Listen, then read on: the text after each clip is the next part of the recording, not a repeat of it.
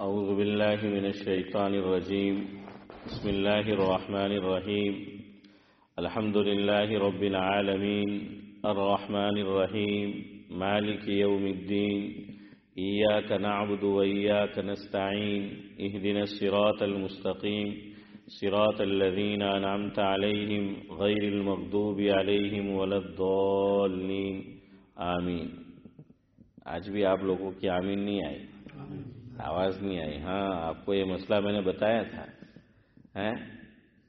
کہ جب بھی قرآن کریم کی ہم تلاوت کریں یا کوئی اور تلاوت کر رہا ہو اسے سنیں. نمبر 1، چاہے نماز کے اندر ہو یا نماز سے باہر ہو. نمبر 2، تو کیا کرنا ہے؟ آمین کہنا ہے.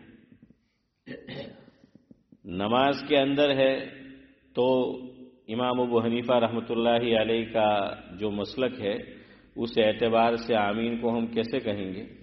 آہستہ کہیں گے. ہاں، ہمارے ایک بزرگ تو فرماتے ہیں کہ یہ آمین جنت کا ٹکٹ ہے. یہ آمین کیا ہے؟ جنت کا ٹکٹ ہے. کیسے؟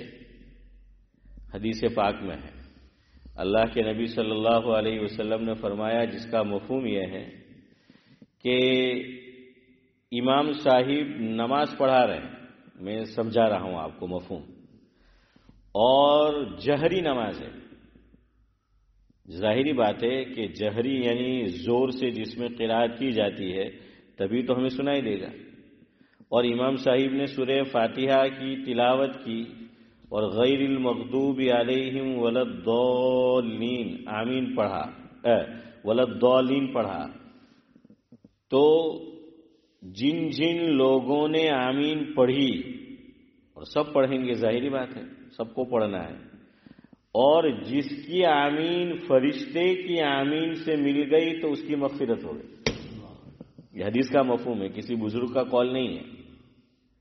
اب میں نے کہا جنت کا ٹکٹ، وہ کیسے؟ تو بزرگوں نے اس کو سمجھایا. یہ اب بزرگوں کا قول ہے. اتنی بات تو حدیث کی ہے کہ حضور نے یہ فرمایا. مفہوم یہ ہے کہ امام صاحب نے نماز میں سورہ فاتحہ تلاوت کی اور مقتدیوں نے اس کو سنا اور پھر اس پر آمین کہا. جن جن کی آمین فرشتوں کی آمین سے مل گئی. اس سے ایک بات یہ بھی معلوم ہوئی کہ فرشتے بھی کیا کرتے ہیں؟ سنتے ہیں تلاوت اور اس پر آمین بھی کہتے ہیں. ہاں، اور فرشتوں کی ڈیوٹی حدیث پاک میں ہے، آپ نے سن رکھا ہے. مفہوم ہے کہ چینج ہوتی ہے. فجر میں نئے فرشتے آتے ہیں اور اشرف بھائی کب تک رہتے ہیں؟ ہاں، اور پھر دوسرے آتے ہیں. لیکن علماء نے ایک عجیب بات لکھی کہ ایک موقع ایسا آتا ہے کہ دونوں ساتھ ہو جاتے ہیں. ہمارے عبداللہ بھائی اس کو بہت اچھی طرح سمجھیں گے کہ یہ بس ڈرائیور رہے ہیں. تو بس ڈرائیور کیا کرتا ہے صدیق بھائی؟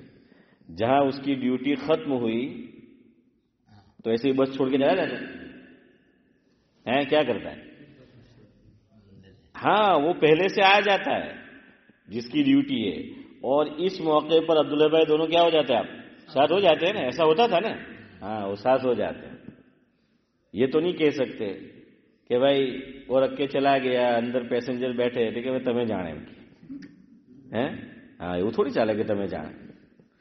تو یہاں پر دونوں ساتھ ہو جاتے ہیں. امین بھائی، اسی طرح علماء نے لکھا حدیث پاک کی روشنی میں کہ فجر میں دونوں فرشتے کیا ہو جاتے ہیں؟ ساتھ ہو جاتے ہیں. اس لیے فجر کی نماز کی اہمیت شریعت میں بہت زیادہ ہے. اتنے فرشتے کسی نماز میں نہیں ہوتے ساتھ جتنے فجر میں ہوتے، چونکہ دونوں ڈیوٹی والے کیا ہو گئے؟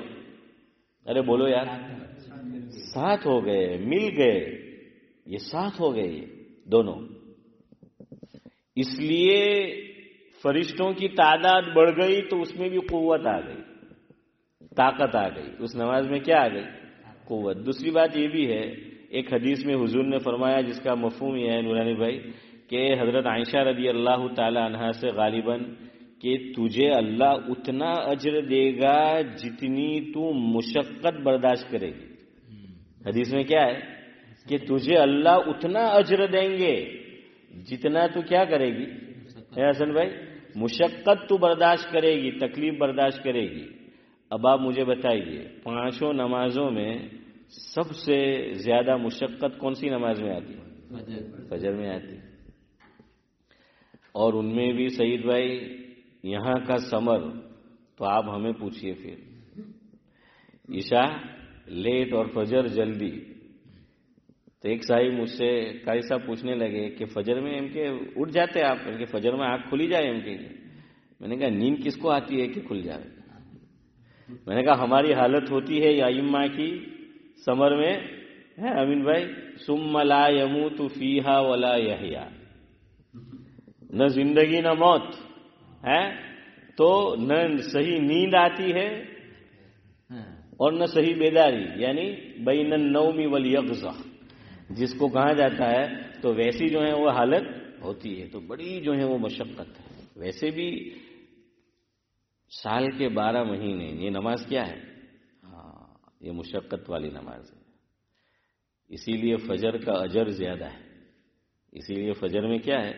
ایک تو یہ کہ فرشتوں کی تعداد بڑھ جاتی ہے، نمبر 1۔ دوسرا کیا؟ بولو، مشقت ہے کہ ٹھنڈی ہے، کس کا جی کرتا ہے کہ اٹھے؟ اور گرمی ہے تو رات چھوٹی ہوتی ہے، اور بارش ہے تو اس میں پھر جانا جو ہے وہ مشکل ہے۔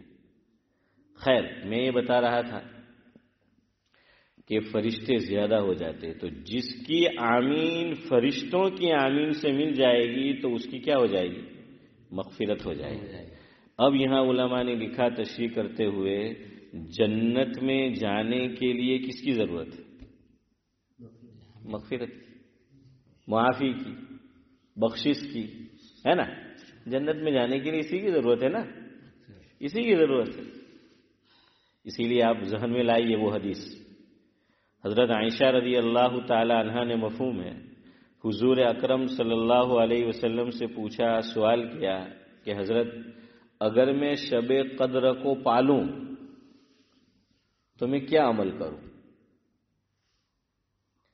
دیکھیے یہ ایک عمل ایسا ہے جو حدیث سے ثابت ہے اور عام طور پہ ہم نہیں کرتے، اور دیگر وہ کام اشرف بھائی کرتے ہیں جو صراحتاً حدیث سے ثابت نہیں ہے۔ حدیث سے اتنا ثابت ہے بڑی رات میں کہ مبارک رات ہے تو حافظ صاحب کیا کرنا ہے؟ حضرت عائشہ رضی اللہ تعالی عنہ نے سوال کیا کہ آقا میں پالوں تو میں کیا کروں؟ ہم لوگ کیا کرتے ہیں؟ سینٹر کے باہر انناس نو جوس نے جلیبی کھائی ہے۔ ہم لوگ بڑی رات میں کیا کرتے ہیں؟ ہاں، انناس تھے گیو آدمی رات نو ستیاناس، انناس નો જ્યુસ પાછું ફ્રીમાં એટલે તો પછી જેટલા ગલાસ જાય તો ઠોહા જ કરે અંદરમાં है, और साथ में जलेबी। और उससे आगे तो कभी तो बिरयानी की दावत भी होती थी। खाने के बाद इंडिया वालों को पूछो, इंडिया में गांव में खास तौर से सईद भाई क्या होता है, खाई ने पछी अरे बोलो यार, सो जाते हैं कि नहीं? हाँ, ये नतीजा है। खाने का नतीजा क्या है? ये सोना है, याद रखना। ये खाने का नतीजा है सोना, और जितना ज्यादा खाएंगे उतनी नींद कैसी आएगी? वो गहरी आएगी, उतनी नींद जो है वो ज्यादा आएगी। हमारे यहाँ बोलते भी है कि एक आदमी के उठने का टाइम होता है कि मालूम है हमें कि इतने बजे उठ जाता है, खाकर सो जाता है, उठ जाता है। और अभी भी दिखता नहीं थे कि आज એવું લાગે कि कड़ी खिचड़ी वो फाइन बनेगी थी। है हसन भाई, क्या बोलते हैं? देखिए आज ऐसा लगता है कि कड़ी खिचड़ी इनके बहुत फाइन इनके बनावली है એમ કહીએ। એવું હુંકા બોલ્યા સાહેબ કે એટલે ઊંઘ વધારે કાઢી ને ઊંઘ વધારે હુંકા કાઢી, જેટલું જોરદાર ખાવાનું એટલી જ જોરદાર ઊંઘ। समझ में आ रहा है? हाँ, तो ये बड़ी रातें खाने पीने की नहीं है, खाने पीने को कुर्बान करने की है। पूरा साल अल्लाह ने कहाँ रोका है यार? पूरा साल जब खाना हो खाओ। इबादत को भी हमने खाने पीने का बना दिया। और सबसे बड़ी दलील तो रांदेर। हाँ, सब रांदेर जाते हैं। रांदेर में तो पूछिए मत यार। अब लोग कहते हैं कि वहां 2-2 दीनी बड़े इदारे हैं, तो वहां फिर क्यों नहीं रोकते? میں نے کہا سب رک جاتے سدھر جاتے تو پھر ضرورت کیا پڑتی؟ لوگ تو کعبۃ اللہ کے پاس بھی نہیں سدھرتے. ارے نبی کے گھرانے میں نہیں سدھرے. جس کو سدھرنا ہو تو اس کو کوشش کرنی پڑتی ہے. اللہ نے فرمایا والذین جاہدوا فینا لنہدینہم سبلنا. ہاں اللہ نے یہ قید لگائی، یاد رکھنا. ہم لوگ بعض مرتبہ اللہ بچائے ایسے جملوں سے ہیں. انڈیا میں 2 جملے میں اپنے بچپن کی عبداللہ بھائی بات کر رہا ہوں، اب نہیں معلوم. جو بے نمازی ہوتے تھے نا لونڈے ہیں لڑکے صدیق بھائی جن کو نماز نہیں پڑھی اثر پچھی کرکٹ رمے برابر مگر نہیں نماز تھا کہ نماز پڑھ جائے کہ کپڑا پاک نہیں مانے. مسلمان ہو کے ناپاک اور وہ بھی دین میں کیوں؟ اس کو نماز پڑھنے نہیں آنا ہے تو کیا بولتے ہیں؟ کپڑے ان کے ناپاک. دوسرا کیا؟ دیکھیے اللہ توفیق دے تیا رہا ہوں تو اللہ توفیق ہم نے وہاں پہ بولتے ہیں نا ایسا. دیکھیے اللہ توفیق دے پاسا ہوں کہ بھائی دعا کرنی ہے نا کہ اللہ مجھے توفیق دے. ان کی توفیق کس کو ملتی ہے؟ یہ آیت بتا رہی ہے، یہ قرآن کہہ رہا ہے، میں اپنی بات نہیں کہہ رہا ہوں. والذین جاہدوا فینا لنہدینہم سبلنا. مفہوم یہ اللہ نے فرمایا کہ جو کوشش کرے گا اس کو ہم سیدھے راہ چلائیں. کوشش شرط ہے. علماء نے اس کی مثال دی، کتنی اچھی مثال دی. ایک بچہ ہے چھوٹا سا، نیا اس نے چلنا شروع کیا. والد ہے، والدہ ہے، بڑا بھائی ہے، بڑی بہن ہے، چچا ہے، کوئی فیملی کا بندہ ہے. وہ کیا کرتا ہے؟ بچے کو یوں کھڑا کرتا ہے اور وہ تھوڑا پیچھے ہوتا ہے اور کیا کہتا ہے کہ بیٹا چل. اسی طرح اس کو چلنا سکھایا جاتا ہے. بچہ 1-2 قدم آگے بڑھاتا ہے، معلوم ہے جو اس کو کہہ رہا ہے کہ چل، اس کو معلوم ہے کہ یہ چل کر، جیسے سعید بھائی بیٹھے ہیں جہاں پہ اور میں یہاں بیٹھا ہوں، بچے کو کہیں گے یہاں تک چل تو وہ ابھی جو نیا چلنا شروع ہے اس کی بات کر رہا ہوں، وہ نہیں آ سکے گا، وہ گرے گا. لیکن وہ سیکھے گا اسی طرح. اور شاید سید سلیمان ندوی رحمۃ اللہ علیہ کا ایک شعر ہے، اگر مجھے صحیح طرح یاد آ جائے، کہ ہم نے اس طرح طے کی منزلیں. اللہ تعالیٰ تک پہنچنے کی بات کر رہے ہیں کہ ہم اللہ تعالیٰ تک کیسے پہنچے. ہم نے اس طرح طے کی منزلیں، گر پڑے اٹھے، گر پڑے اٹھے. سمجھ آ رہا ہے کہ گناہ ہو گیا توبہ کر لی، پھر گناہ ہو گیا پھر توبہ کر لی. گناہ ہو گیا گویا گر پڑے، توبہ کر لی نورانی بھائی تو کیا ہے؟ اٹھ گئے. پھر گر پڑے پھر اٹھے. اسی لیے فارسی کا شاعر کہتا ہے نا، اللہ نے قید نہیں لگائی.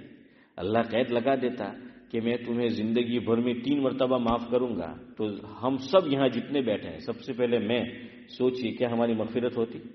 نہیں ہوتی. 60 سال کی زندگی، 70 سال کی، 80 سال کی، اور کتنے چانس؟ 3 چانس خالی اللہ دیتے. چلو 10 چانس دے دے، ارے 100 چانس دے دے، پھر بھی مشکل تھا. لیکن شاعر نے کتنی اچھی ترجمانی کی ہے. بلکہ قرآن کی ترجمانی دیکھیے. پہلے قرآن نے کیا فرمایا؟ قل، حضور سے کہا جا رہا ہے کہ محبوبم آپ فرما دیجئے.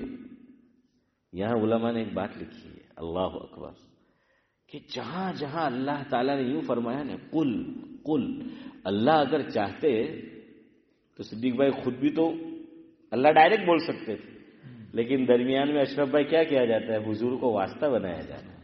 علماء نے لکھا کہ یہ مومنین کو حضور سے قریب کرنا ہے. مومنین کو حضور سے کیا کرنا ہے؟ قریب کرنا ہے. کہ یہ تو اللہ نے نبی سے فرمایا کہ آپ کہو، آپ فرما دیجئے. کیا فرما دیجئے؟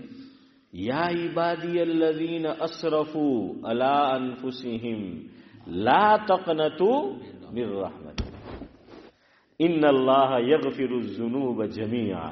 اللہ اکبر. انہ هو الغفور الرحیم. انہ کے بعد پھر هو لائے. انہ هو الغفور الرحیم. فرمایا کہ میری رحمت سے نا امید نہ ہو. اس لیے کوئی قید نہیں، جتنی مرتبہ گناہ ہو جائے توبہ کا دروازہ کھلا ہوا ہے. صرف 2 شرطیں لگائی شریعت نے، 2 شرطیں لگائی کہ اب تمہاری توبہ قبول نہیں ہے.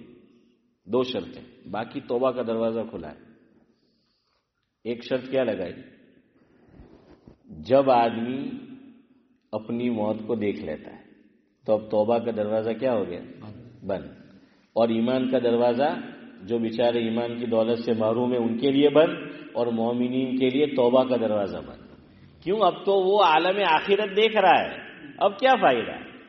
ایمان غیب کا نام ہے، یاد رکھنا، ایمان غیب کا نام ہے. ہاں، ایمان غیب کا نام ہے.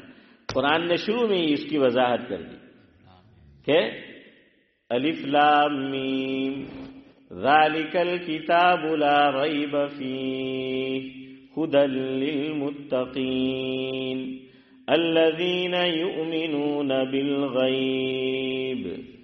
یہ فرق ہے بنی اسرائیل میں اور امت محمدیہ میں. قاری نعیم صاحب، حافظ یوسف جانتے ہیں، دونوں حافظ قرآن ہیں. بنی اسرائیل نے تو کیا کہا؟ ہم ایمان کب لائیں گے؟ مومنین نے یہ نہیں کہا. سورہ بقرہ میں ہے، دونوں باتیں اللہ نے کہ امت محمدیہ الذین یؤمنون بالغیب، کہ جو غیب پر ایمان لاتے ہیں. اور بنی اسرائیل نے جلیل القدر پیغمبر حضرت موسیٰ علیہ السلام سے یوں کہا کہ وَإِذْ قُلْتُمْ يَا مُوسَىٰ وَإِذْ قُلْتُمْ يَا مُوسَىٰ لَن نُّؤْمِنَ لَكَ، صاف کہہ دیا کہ وَإِذْ قُلْتُمْ يَا مُوسَىٰ لَن نُّؤْمِنَ لَكَ حَتَّىٰ نَرَى اللَّهَ جَهْرَةً، کہ ہم اللہ کو دیکھ نہ لیں. کتنی گستاخی ہے. ارے کہ شادی کروا جانا کہ پوری جوائی ہے، کتنی گستاخی ہے. نبی سے کہہ رہے کہ وَإِذْ قُلْتُمْ يَا مُوسَىٰ لَن نُّؤْمِنَ لَكَ حَتَّىٰ نَرَى اللَّهَ جَهْرَةً. اللہ نے بتا دیا فَأَخَذَتْكُمُ الصَّاعِقَةُ وَأَنْتُمْ تَنظُرُونَ. اور امت محمدیہ بغیر دیکھے اللہ پر ایمان لاتی. ہم نے نبی کو دیکھا؟ نہیں دیکھا. اللہ کو دیکھا؟ نہیں دیکھا. جنت کو دیکھا؟ نہیں دیکھا. جہنم کو دیکھا؟ نہیں دیکھا. پل صراط کو دیکھا؟ نہیں دیکھا. قرآن کو اترتے ہوئے دیکھا؟ نہیں دیکھا. یہ سب غیب ہے. یہ سب کیا ہے؟ یہ سب غیب ہے. یہ میں آپ کو وجہ بتا رہا ہوں کہ توبہ کا دروازہ مومنین کے لیے کیوں بند اور غیر مومنین کے لیے ایمان کا قبول کرنا، ایمان میں داخل ہونا کیوں بند. یہ میں آپ کو وجہ بتا رہا ہوں، وائی ریزن. اب تو وہ کیا دیکھ رہا ہے؟ دوسرے عالم کی. یاد رکھنا یہ بات حدیث میں ہے، مفہوم ہے. آدمی اسی دنیا میں دیکھ لیتا ہے اس کا مقام کہاں ہے، اور صرف 2 مقام ہے. قرآن نے فرما دیا، بات کو کلیئر کر دیا اللہ نے. مرنے کے بعد کتنے مقام ہیں؟ 2. فریق فی الجنہ وفریق فی السعیر.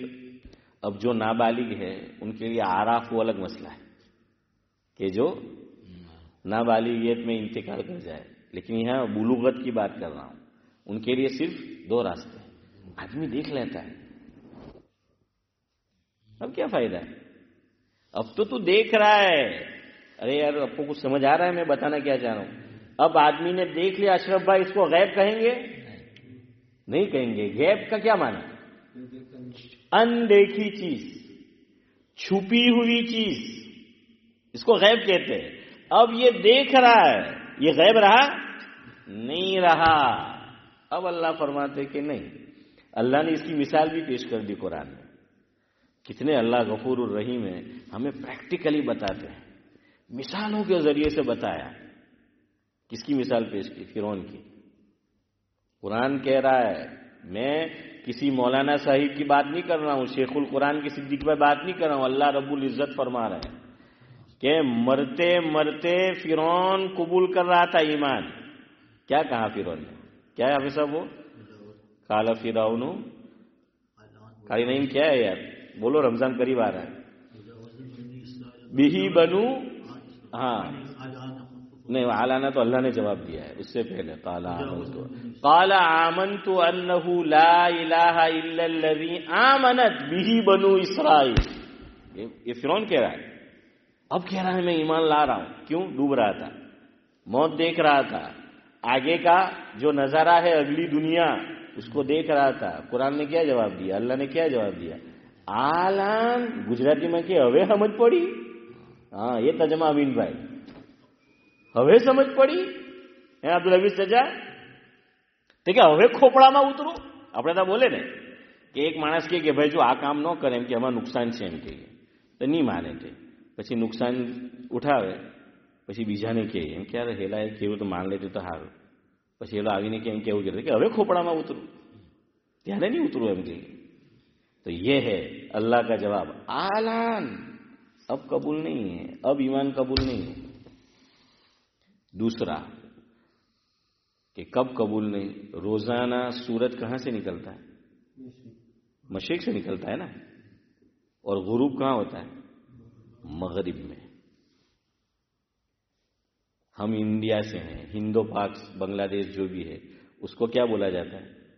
मगरिब, मशरिक. और यूके यूरोप अशरफ भाई क्या बोलते हैं? मगरिब, है ना हसन भाई? हजरत मौलाना अबुल हसन अली मियां नदवी रहमतुल्लाह अलैह का बड़ा प्यारा मलफूज है कि कोई यूरोप आता था, अब्दुल्ला भाई इंग्लैंड आता था, हजरत मौलाना अली मियां साहब नदवी रहमतुल्लाह अलैह से दरख्वास्त करता था कि ज़रा मुझे नसीहत कर दीजिए. हजरत फरमाते थे कि भाई अपने ईमान की हिफाजत करना, मगरिब में जाके तो सूरज भी डूब जाता है. नूरानी भाई, सईद भाई समझ आ रहा है? मगरिब में जाकर तो सिद्दीक भाई क्या डूब जाता है? हाँ, अगर तो मगरिब का टाइम ना समझता है, वो तो है ही सही, लेकिन ये मगरिब के यहाँ क्या है?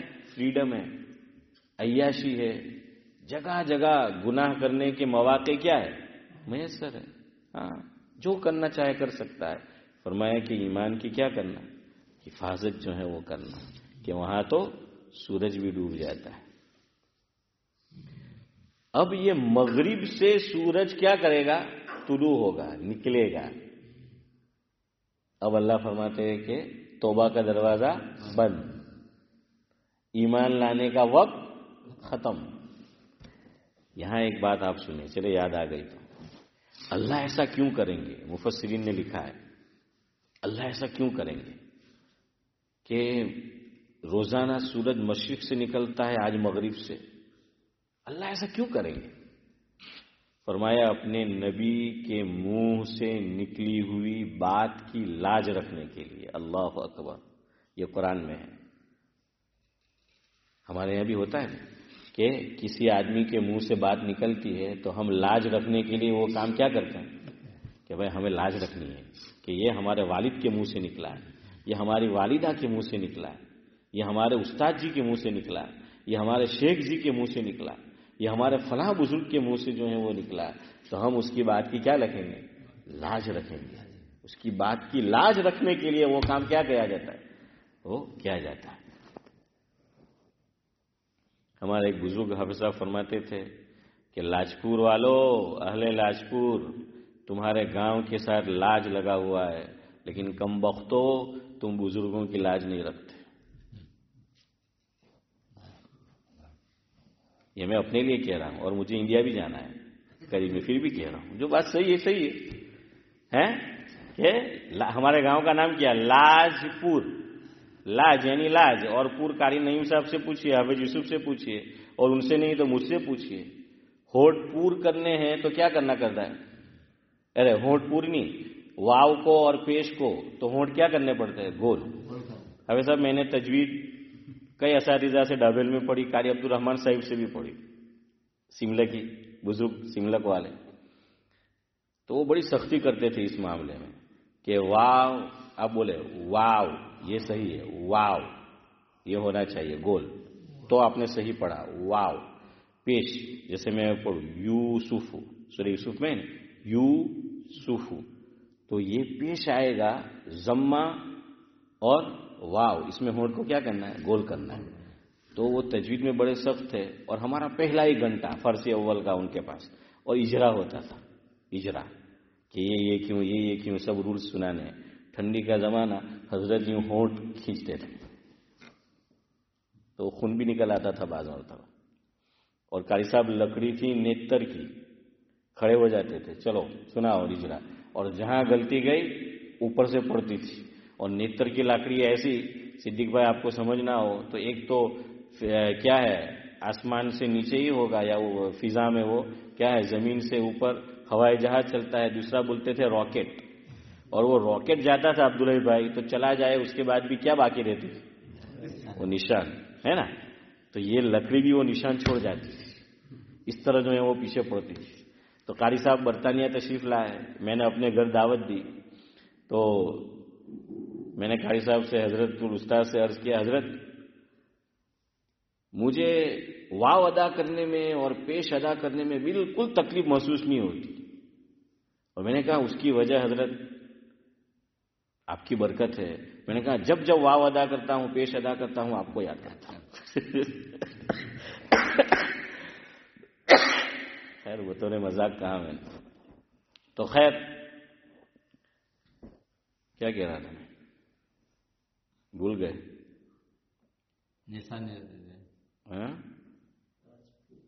ہاں لاج، جزاک اللہ، لاج پور، تو کہا کہ پور کا معنی ہے بھر کر پڑھنا ہے، فل ماؤس، تو بھائی لاج رکھو۔ تو ہمارے ایک بزرگ لاجپور میں تھے، وہ شاعر بھی تھے، عالم دین تھے، انہوں نے اہل لاجپور کے تعلق سے ایک شعر لکھا کہ کسی قابل کو بڑھانا تو کیا جینے نہیں دیتی، کسی قابل کو بڑھانا تو کیا جینے نہیں دیتی، لگی ہے لاجپور آج اسی ناپاک چکر میں۔ یعنی کسی قابل آدمی کو بڑھانا تو کیا بلکہ اس کا جینا کیا کر دیتے ہیں دو بر۔ یہ لاجپور کی حالت نہیں ہے، ہر جگہ کا بھی حال، ہماری کمیونٹی، ہمارے لوگ قابل جو لوگ ہیں اس کو جینے نہیں دیتے، احترام اور عزت تو چھوڑ دیجیے، دوبھر کر دیتے اس کا جینا۔ انڈیا میں بھی اور ہم باہر گئے وہاں سب جگہ ہمارا یہی حال ہے۔ یہ شعر ہے حافظ صاحب آپ نے دیکھا ہوگا شاید، مولانا ابراہیم دایا کا، دیکھا ہے آپ نے؟ آپ نے بھی دیکھا ہے، وہ شاعر بھی تھے، عالم دین بھی تھے، یہ ان کا شعر ہے۔ سنگاپور میں تھے؟ ہاں سنگاپور میں، صحیح بات، وہ پہلے برطانیہ آئے تھے، آپ کی ملاقات ہوئی ہے؟ جماعت میں، اچھا ماشاء اللہ، پھر وہ وہاں چلے گئے، اچھا یہاں آئے۔ اب دیکھو عجیب بات ہمارے لوگوں کی، انہوں نے یہ جس وقت اس ملک میں آئے نا تو سعید بھائی یہ کرتا پاجامے کا رواج نہیں تھا، اس وقت وہ یہاں آئے تھے، سب tie pant shirt T shirt ہیں، ہیپی بال، تو اس طرح کا صدیق بھائی حال تھا۔ انہوں نے دیکھا یہاں کہ او ہو یہ تو ایمان بچانا مشکل ہے، تو کہا کہ مجھے بھیج دو جہاں سے آیا ہوں۔ تو جن لوگوں نے بلایا تھا انہوں نے ہاتھ کھڑے کر دیے کہ ہم نہیں بھیجیں گے، لیکن اللہ راستہ نکال دیتا ہے نا۔ تو بنگلہ دیشی مسلمانوں نے حضرت کی مدد کی اور ان کو سنگاپور بھیجا۔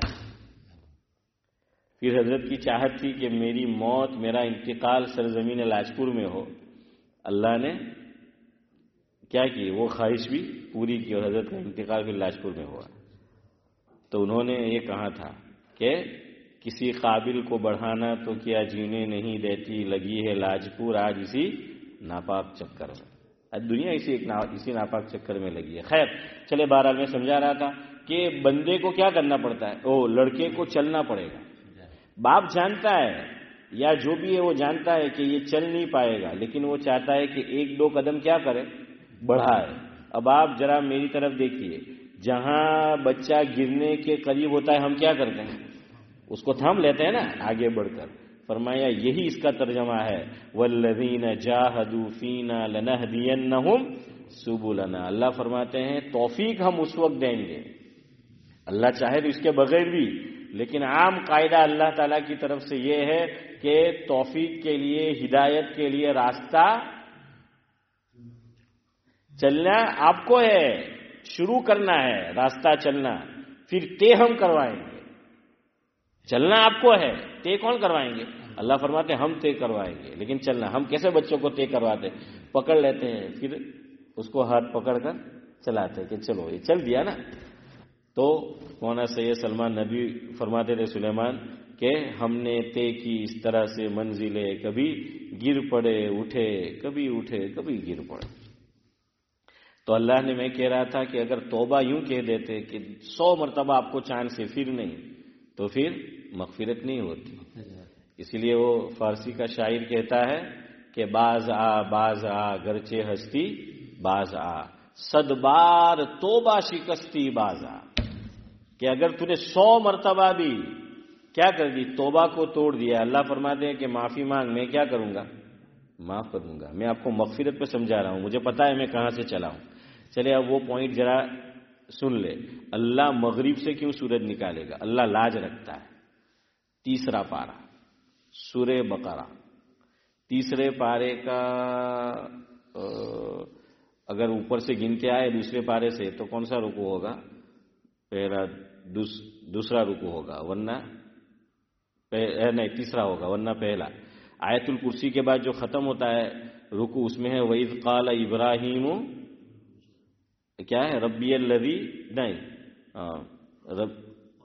حاج ابراہیم فی ربہ ان آتاہ اللہ الملک اذ قال ابراہیم ربی الذی یحیی و یمیت قال انا احیی و امیت.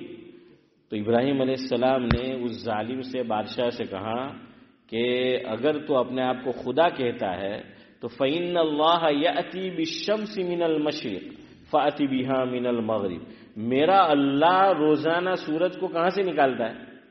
مشرق سے. اگر تجھے خدائی کا دعویٰ ہے تو تو ایک دن مغرب سے سورج نکال کر دکھا.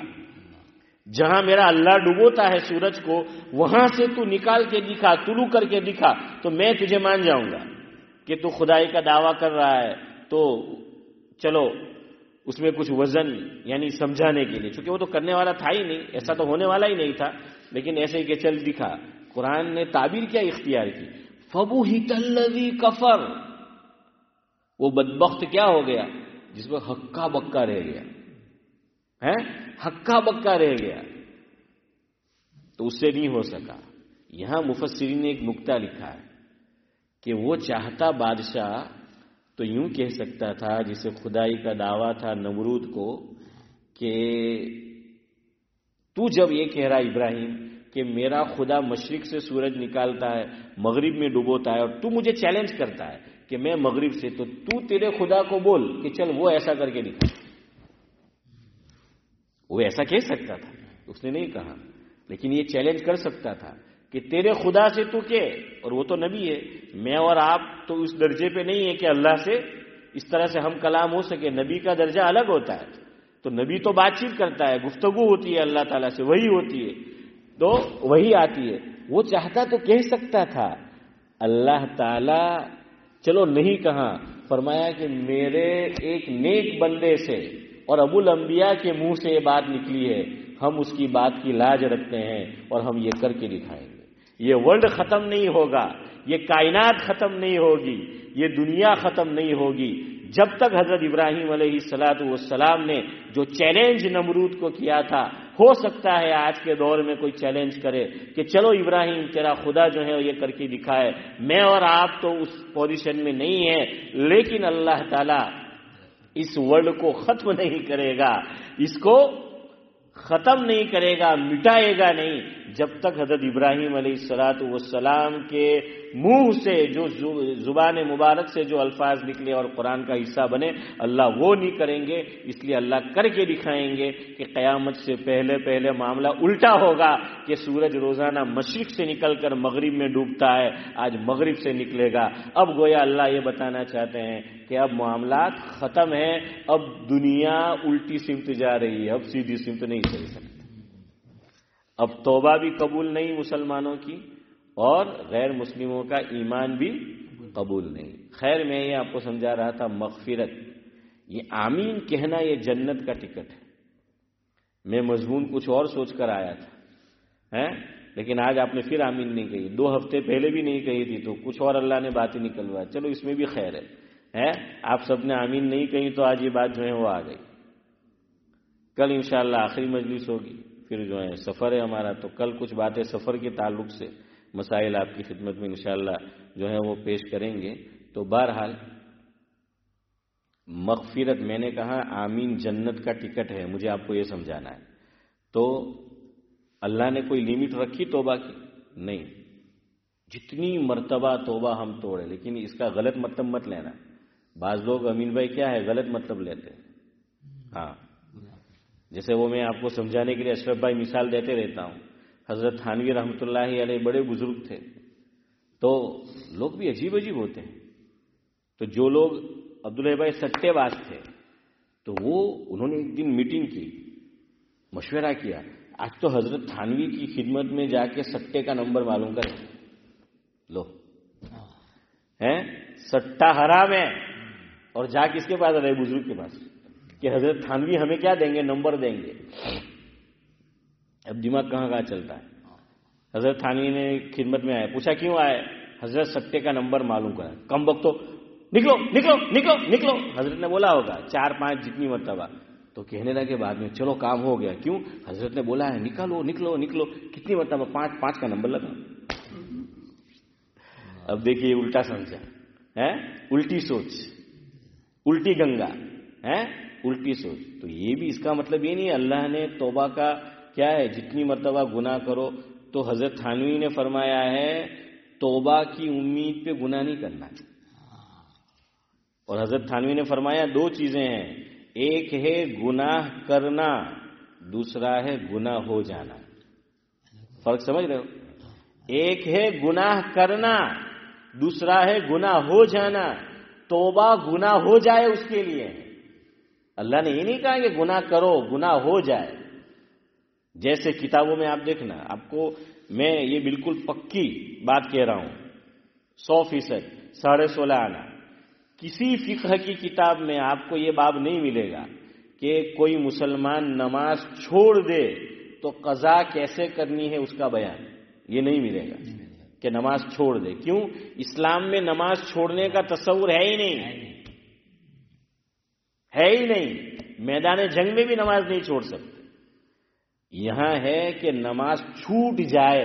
سمجھ آ رہا ہے دونوں میں, ایک ہے نماز چھوڑ دینا, ایک ہے نماز چھوٹ جانا. ایک ہے ہم ٹرین یا ہوائی جہاز پکڑنے والے ہیں, ایک ہم نے چھوڑ دیا, اور ایک یہ کہ وقت پہ نہیں پہنچے تو کیا ہوا, چھوٹ گیا. فرق ہے نا دونوں میں, چھوڑ دینا چھوٹ جانا. فرمایا نماز چھوٹ جائے تو کیسے قضا کرنی ہے, نماز اسلام میں چھوڑنا ہے ہی نہیں. اسی طرح گناہ ہو جانا اور گناہ کرنا, گناہ ہو جائے تو توبہ ہے, گناہ کرنا نہیں ہے. کیوں, اگر ہم توبہ کی امید پر کریں گے, کیا معلوم کہ ہم اگلے پل زندہ بھی رہیں گے کہ نہیں, توبہ کی توفیق ملے گی بھی نہیں. یہ قریب میں ہمارے الیاس بھائی شیخ رہتے تھے, ابھی نوساری گئے تھے, شادی کا موقع, آپ میں سے کچھ لوگ جانتے ہوں گے, ان کا انتقال ہو گیا ابھی نوساری میں. شادی میں گئے تھے, اوپر چڑھے, مکان تھا, غسل کیا, بات کیا, اور ایک دم سے ہارٹ اٹیک ہوا, انتقال کر گیا. اومینی کاپ کرتے تھے الیاس بھائی شیخ, جانتے ہو. شادی کا موقع ہے, ان کو پتہ بھی نہیں ہوگا کہ میری موت مجھے انڈیا لے جا رہی. مجھے بھی کیا پتا, اور آپ کو بھی کیا پتا ہے. اور شاعر نے کہا ہے, آگاہ اپنی موت سے کوئی بشر نہیں, آگاہ اپنی موت سے کوئی بشر نہیں, سامان 100 برس کا ہے کل کی خبر نہیں. ہمارے حضرت فرماتے تھے کہ شاعر نے ایک جملہ بدل دو کہ آگاہ اپنی موت سے کوئی بشر نہیں, سامان 100 برس کا ہے پل کی خبر نہیں. ان کی تو اتنی عمر بھی نہیں تھی. شادی میں گئے تھے, ہمارے شعیب بھائی بودھی آپ کے بھائی نے بھی اس میں آج شرکت کی, میری بات ہوئی, وہ بھی گئے تھے جنازے. شاید ان کا لڑکا یا کوئی پڑھنے آتا تھا, ہاں, وہ کس کو معلوم تھا. اس لیے کہا کہ گناہ توبہ کی امید پہ نہیں کرنا ہے, کیا معلوم کب آ جائے. ایک اور شاعر کہتا ہے کہ انسان ایک بلبلا ہے پانی کا. بلبلا جانتے ہو, پانی میں جو ہوتے بلبلا, کتنی دیر رہتا ہے بس. شاعر کہتا ہے انسان ایک بلبلا ہے پانی کا, کیا بھروسہ ہے زندگانی کا. حضرت سلیمان علیہ السلام کی کہاں موت آئی تھی پتہ ہے؟ ادھر میری طرف دیکھو, ایک لکڑی تھی یوں, حضرت سلیمان علیہ السلام یوں, بیت المقدس تعمیر ہو رہا تھا اور حضرت اس کی نگرانی کر رہے تھے. جنات بھی شامل تھے تعمیر میں, وہ کر رہے تھے تعمیر. موت آئی, ختم. پتہ کب چلا ہے پتہ ہے؟ وہ لکڑی جو تھی اس کو دیمک نے کھا لیا, اور لکڑی گر پڑی تو کوئی پتہ ہے کہ موت کہاں ہے. حضرت جی مولانا یوسف صاحب رحمۃ اللہ علیہ دین کی دعوت کے لیے نکلے, کہاں, پاکستان گئے, انتقال ہو گیا. حضرت مفتی محمد تقی عثمانی صاحب دامت برکاتہم العالیہ کے خطبات میں ہے، مفہوم ہے، ان کے والد صاحب کی جو مشہور زمانہ تفسیر قرآن کی معارف القرآن، ایک صاحب ریٹائر تھے، امریکہ سے آئے اور اللہ سے عمرہ کے لیے گئے اور دعا کی طواف کرتے کرتے، اللہ اپنی زندگی ویسی ہی گزاری، ریٹائر ہو گیا ہوں، تو نے بہت دنیا دی ہے، اب مرنے سے پہلے کوئی تو مجھ سے ایسا کام لے لے کہ تو راضی ہو جائے، کوئی ایسا کام لے لے تو مجھ سے۔ ادھر حضرت مفتی تقی صاحب فرماتے ہیں کہ میں پہنچا، اللہ کا نظام دیکھیے اشرف بھائی، وہ امریکہ سے پہنچے، ریٹائر ہے، پڑھے لکھے آدمی ہے، انگلش پرفیکٹ، بہت خوب، اعلیٰ، اور وہ وہاں طواف میں یہ دعا کر رہے ہیں، اللہ تو مجھ سے کوئی دین کا اب کام لے لے کہ تجھے منہ دکھانے کے قابل ہو جاؤں۔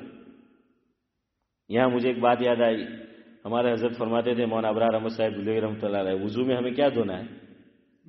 ہاتھ بھی دھونا ہے، اس کے ساتھ ساتھ منہ بھی۔ فرمایا یہ منہ کیوں دھلایا جاتا ہے؟ پتہ ہے ہمارا منہ اس قابل نہیں ہے کہ اللہ کے گھر میں ہم آئے، مسجد اللہ کا گھر ہے، فرمایا دھلوایا گیا تاکہ اللہ کو دکھانے کے قابل ہو جائے۔ اللہ اکبر، کیا کیا نتائج نکالتے ہیں۔ تو یہ دیکھیے دعا، لوگ کہتے ہیں نا دعا قبول نہیں ہوتی، رہے اللہ ایسے قبول کرتا ہے۔ مفتی تقی صاحب فرماتے ہیں میں بھی عمرہ کرنے کے لیے گیا، میں اللہ سے دعا کر رہا ہوں کہ اللہ کوئی انگلش اچھی جاننے والا بندہ مل جائے کہ معارف القرآن کا کیا ہو جائے، انگلش ٹرانسلیشن حسن بھائی ہو جائے۔ ادھر یہ دعا کر رہے، ادھر یہ اللہ نے ملا دیا اور کام شروع ہو گیا۔ مجھے اگلی بات بتانی ہے، نیک کام شروع کیا۔ انتقال صدیق بھائی سنو کہاں آ کر ہوا، دوسرا پارہ سورہ بقرہ، اس میں آیت ہے وَلَنَبْلُوَنَّكُمْ بِشَيْءٍ مِّنَ الْخَوْفِ وَالْجُوعِ وَنَقْصٍ مِّنَ الْأَمْوَالِ وَالْأَنفُسِ وَالثَّمَرَاتِ وَبَشِّرِ الصَّابِرِينَ الَّذِينَ إِذَا أَصَابَتْهُم مُّصِیبَۃٌ، یہاں تک پہنچے، آگے کیا ہے؟ قَالُوا إِنَّا لِلَّهِ وَإِنَّا إِلَيْهِ رَاجِعُونَ۔ اس کی تفسیر انگلش میں نہیں کر پائے، خود اس کی تفسیر ہو گئے، خود اس کی تفسیر ہو گئی۔ کوئی بھروسہ ہے؟ نیک کام کرو، غلط کام کرو، کوئی موت کا بھروسہ نہیں۔ اللہ تعالیٰ الیاس بھائی کی بھی جو ہے شیخ ان کی مغفرت فرمائے، کروٹ کروٹ چین و سکون نصیب فرمایا، جنت الفردوس میں اعلیٰ مقام نصیب فرمایا، پسماندگان کو صبر جمیل و اجر جزیل جو ہے وہ عطا فرمائے۔ تو گناہ اس بنیاد پر نہیں کرنا ہے۔ 2 منٹ اخیری خلاصہ، آمین کیوں کہنا ہے اور یہ جنت کا ٹکٹ کیوں ہے؟ جنت میں جانے کے لیے کس کی ضرورت؟ مغفرت کی۔ حضرت عائشہ رضی اللہ تعالی عنہ، حضور اکرم صلی اللہ علیہ وسلم نے فرمایا، ابن ماجہ کی غالباً روایت مفہوم ہے، فرمایا کہ کوئی بندہ بھی اللہ کی رحمت کے بغیر جنت میں نہیں جائے گا۔ حضور نے یہ حدیث بیان کی۔ حضرت عائشہ نے سوال کر لیا، حضرت آپ کا درجہ تو بہت بڑا ہے، بعد از خدا بزرگ تو یہ قصہ مختصر، کیا آپ بھی اللہ کی رحمت کے بغیر جنت میں نہیں جائیں گے؟ فرمایا عائشہ میں بھی نہیں۔ تو مغفرت یہ اللہ کی کیا ہے؟ رحمت ہے۔ تو مغفرت مل گئی، ہم دعا میں کیا کہتے ہیں؟ میرے والد کی مغفرت فرما، فلاں کی مغفرت فرما، تو کیا مطلب اس کا؟ ارے سمجھ رہے ہو کچھ؟ یعنی جنت عطا فرما۔ تو مغفرت گویا کہ یہ راستہ ہے کہاں پہنچنے کا؟ جنت کا۔ اس لیے آمین کہا کرو۔ اب سے انشاءاللہ یار زندہ صحبت باقی، جب بھی سورہ فاتحہ کی تلاوت تو زور سے، وہ ہمارے حضرت مفتی کفایت اللہ صاحب رحمۃ اللہ علیہ فرمایا کرتے تھے، احناف میں ایک بیماری ہے کہ وہ نماز میں آمین آہستہ بولتے ہیں تو بعد میں جہاں زور سے بولنی وہاں بھی نہیں بولتے۔ تو فرمایا کہ اے احناف، کہ اہل احناف کیا کرو، ارے نماز سے باہر تو شافی بنو۔ ہے اشرف بھائی، نماز سے باہر کیا بننا ہے؟ شافی جو ہے وہ بننا ہے۔ چلے میری اس دعا پہ آمین کہہ دے، اللہ تعالی ہمارے ساتھ بھی، اور یہ دعا مانگا کرے اپنی زبان میں۔ ہمارے حضرت مولانا ابرار احمد صاحب دلوی رحمۃ اللہ علیہ ایک دعا کیا کرتے تھے، بڑی پیاری چھوٹی سی دعا، اے اللہ چھوٹ جائے نردوش، اے اللہ چھوٹ جائے نردوش اور پہنچ جائے فردوس۔ یاد رہے گی دعا؟ چلو بولو میرے ساتھ، اے اللہ چھوٹ جائے نردوش اور پہنچ جائے فردوس۔ زندہ رہے تو پھر کل ملیں گے میرے دوست۔ سبحان اللہ بحمدہ، سبحانک اللہم وبحمدک، نشہد ان لا الہ الا انت۔